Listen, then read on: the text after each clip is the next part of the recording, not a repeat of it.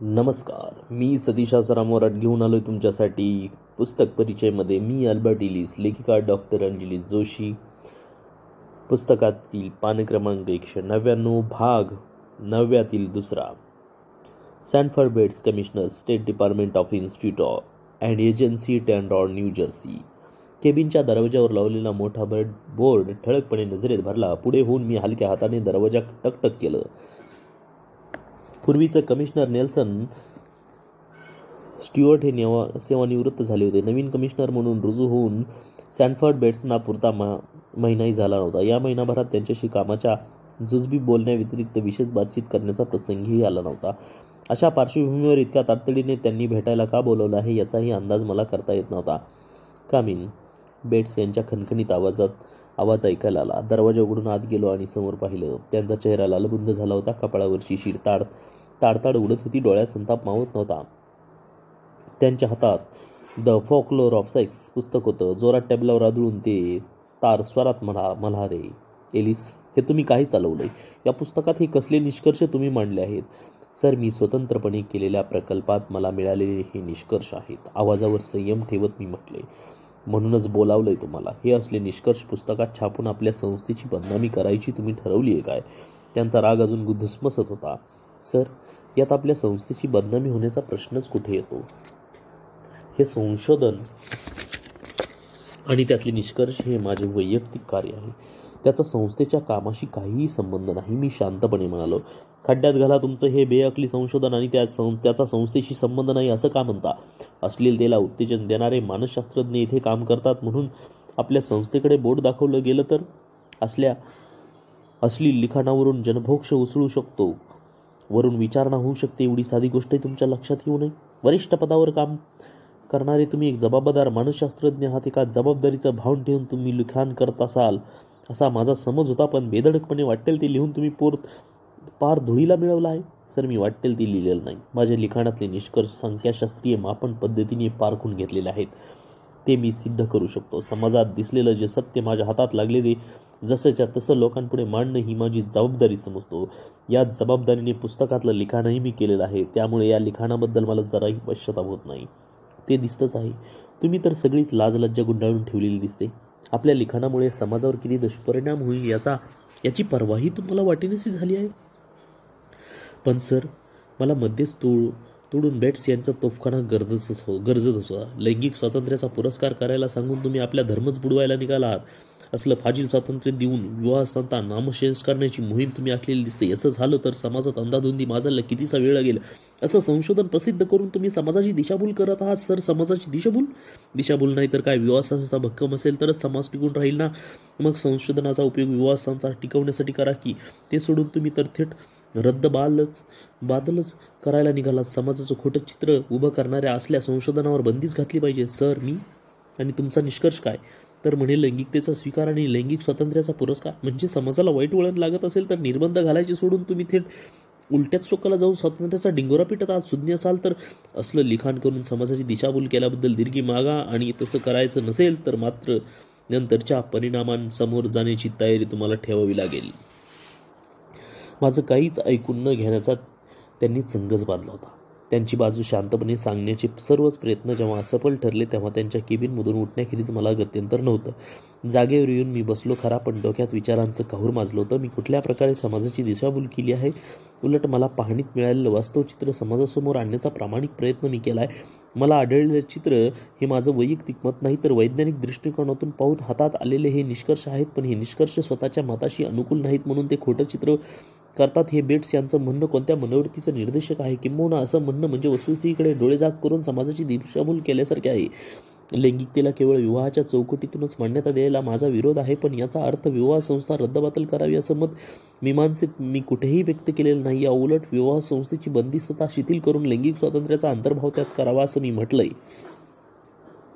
Bets यांना कितीही आवडो अथवा ना आवडो, पण वस्तुस्थिती अशी आहे की विवाह संस्था यापूर्वीच मोडकळीला आली. विवाह संस्थेचं कितीही रमणीय चित्र उभं केलं असलं तरी प्रत्यक्षात त्यातले बहुतांशी विवाह यातून पोखरलेले आहेत.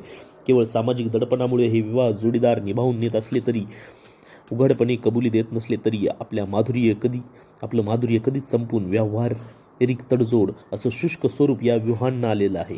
सामाजिक मानसशास्त्रज्ञांनी केलेलं संशोधन सांगत की विवाहाच्या मानसिकतेचं मूळ कारण हे सामाजिक आहे. मानसिक आणि लैंगिकदृष्ट्या विचार केला तर प्रत्येक व्यक्तीची वैशिष्ट्ये ही विवाहाला अनुकूल असतातच असं नाही, पण विवाह करण्यासाठी सामाजिक दडपण एवढं प्रचंड असतं की विवाह झालाच पाहिजे अशी मानसिक गरज व्यक्तीत निर्माण होत असते. विवाह झालेल्या प्रत्येक व्यक्तीने आपण खरोखरच विवाह का केलेला असतो या प्रश्नाचं प्रामाणिक उत्तर स्वतःशी शोधण्याचा प्रयत्न केला तर आढळून येईल की विवाह करण्याचा प्रघात असतो म्हणून प्रवाह पिताप्रमाणे आपण विवाह केलेला असतो.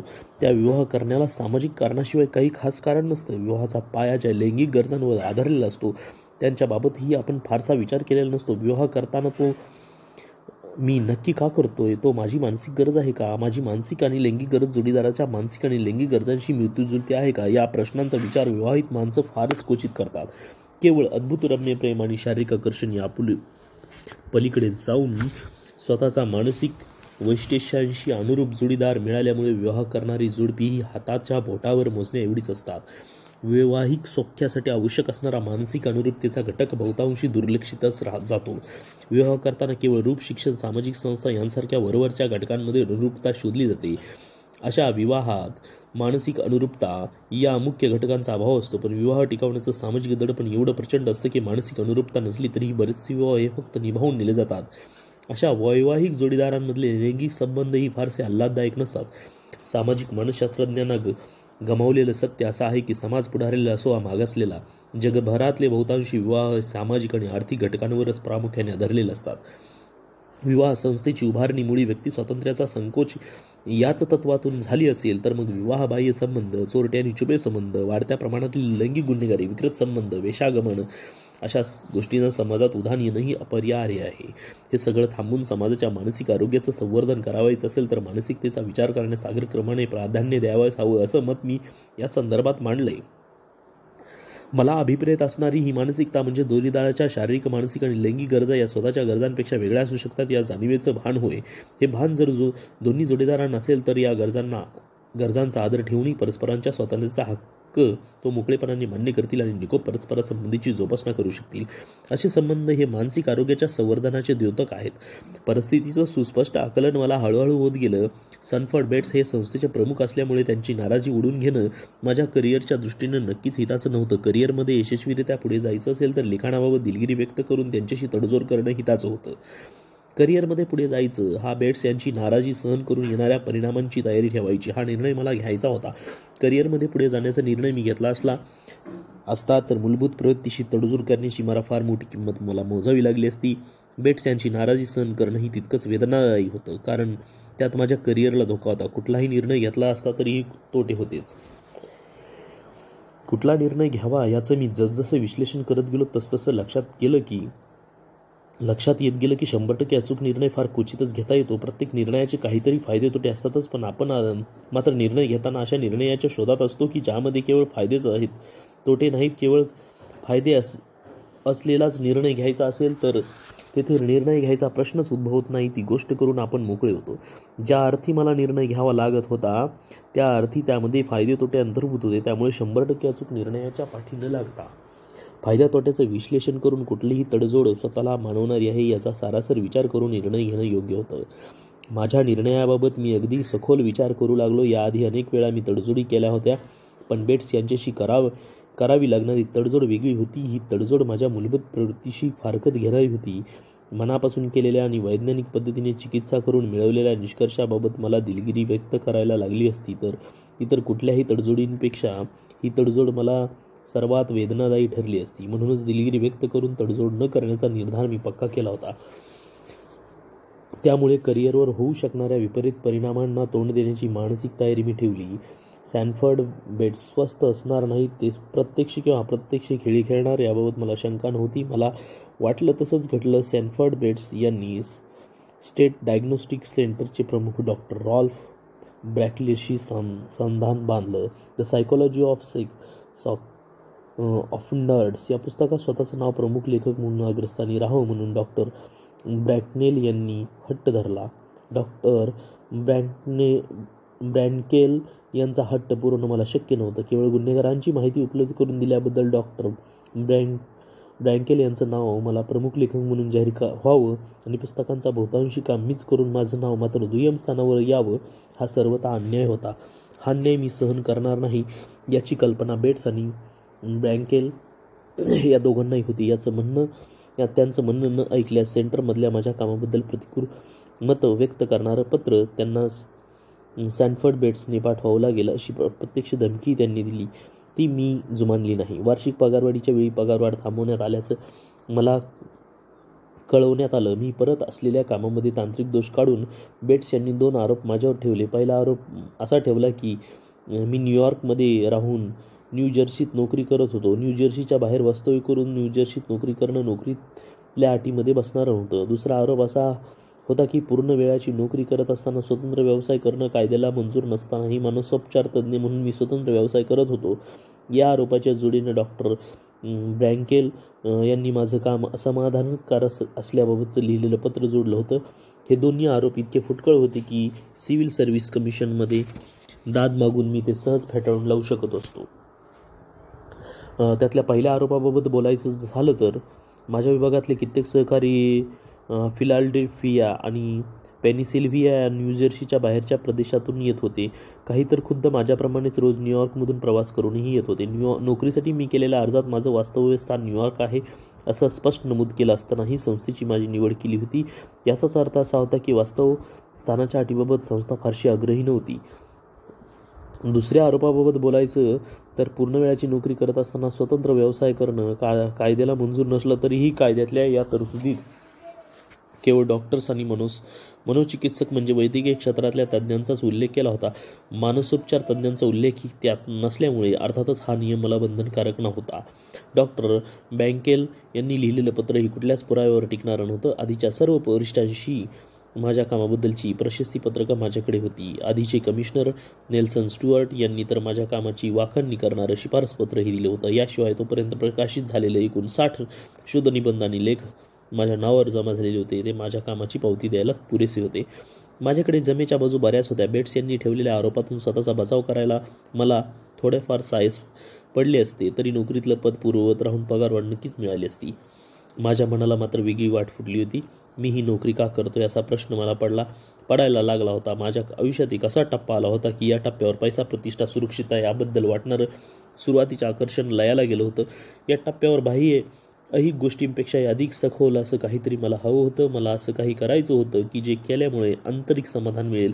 उघडच होतं की या नोकरीत ते मिळत नव्हतं. ते मिळवण्यासाठी मनाची तगमग होत होती. सर्व बाह्य गोष्टी हाताशी असून हातून रिक्त झाल्यासारखं वाटत होतं.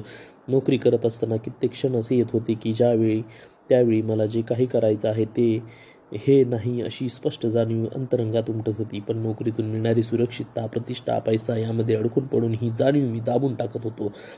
या जाणीवेला भेदून स्वतःच्या अंतरंगात डोकावण्याचा प्रयत्न मी करायला लागलो. तेव्हा मला नक्की काय हवं याचं उत्तर मिळत गेलं.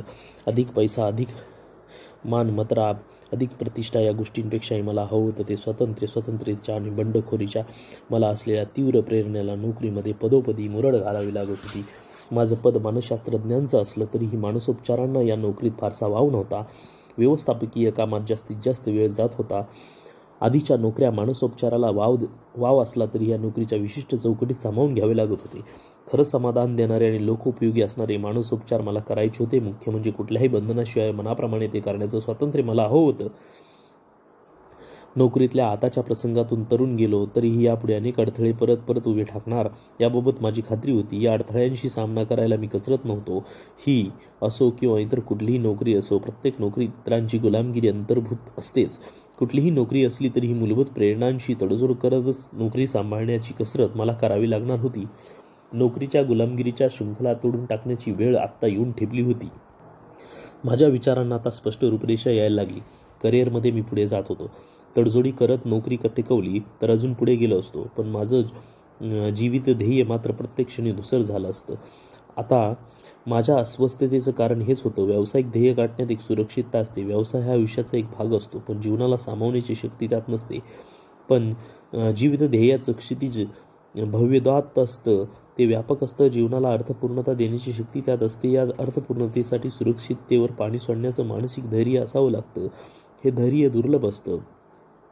त्यामुळे कित्येकांच्या बाबतीत असं होतं की जीवित ध्येय खुणावत असलं तरी त्यासाठी किंमत मोजण्याची तयारी नसते. व्यावसायिक ध्येय किंवा जीवित ध्येय यातल्या एकाचीच निवड मला करावी लागणार होती, कारण दोन्ही डगरीवर पाय ठेवून कुठलंही एक ध्येय प्राप्त करणं अवघड होतं.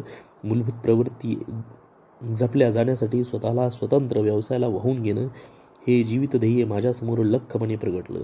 हा मार्ग धाडसाचा होता, त्यात सुरक्षित नव्हती. मानसिक समस्यांबाबत समाजात फारशी जागरूकता नव्हती. चरितार्थासाठी केवळ स्वतःच्या व्यवसायावर अवलंबून राहायचं असेल तर असुरक्षिततेची टांगती तलवार डोक्यावर कायम राहणार होती. त्याची मानसिक तयारी ठेवून नोकरीचा राजीनामा मी पाठवून दिला. स्वतंत्र व्यवसायातल्या अनिश्चिततेला तोंड देण्यासाठी मी सज्ज झालो. माझ्या गरजा मला कमीत कमी ठेवायच्या होत्या. छान झोकी पार्ट्या समारंभ वर्ज करायचे होते. शक्यतोवर काटकसरीने राहून अगदी आवश्यक तेवढ्याच गोष्टींवर खर्च करायचा निर्णय मी घेतला होता. लवकरच the psychology of sex offenders या प्रकाशित झालेल्या पुस्तकाची प्रतही हातात आली. पुस्तकाच्या मुखपृष्ठावर लेखक म्हणून पहिल्या क्रमांकावरच माझं नाव पाहून राजीनाम्याचा निर्णय योग्य होता याबद्दल मला खरोखरच समाधान वाटलं. नोकरीतून मुक्त झालो होतो म्हणूनच स्वातंत्र्याची जपणूक करून पहिल्या क्रमांकावरच माझं नाव कायम ठेवून शकलो होतो. अन्यथा पडती बाजू घेऊन लाचारी पत्करणं अटळ होतं. राजीनामा पाठवून दिल्यापासून हलकं हलकं वाटायला लागलं. मन नकळत भूतकाळात झेपावं लागलं. वाटायला लागलं की सेंट पीटर स्कूलच्या 7वीच्या वर्गात मी बसलोय. जॉन्सन तर त्याची आवडती द रोड नॉट टेकन ही रॉबर्ट फॉस्ट यांची कविता दमदार आवाजात शिकवत आहेत. रानात 2 वाटा फुटल्या होत्या आणि मी मळलेल्या वाटा सोडून जिच्यावरून कोणी फारसा प्रवास केला नव्हता ती ओसाड वाट निवडली आणि त्यानंच सारं काही बदलून गेलं. जॉन्सन सरांची फार आठवण यायला लागली. ही कविता त्यांनी किती समरसून शिकवली ती. त्यांच्या आठवणीने मन ढवळून निघायला लागलं. वाटायला लागलं परत शाळेत जावं आणि त्यांच्यासारख्या दमदार आवाजात सांगावं, सर मळलेली वाट सोडून ओसाड वाट मी निवडली. पण ती निवडताना तुम्ही शिकवलेली ही कविता म्हणजे माझ्या आयुष्यातल्या या ओसाड वाटेवरची हिरवळ आहे. धन्यवाद.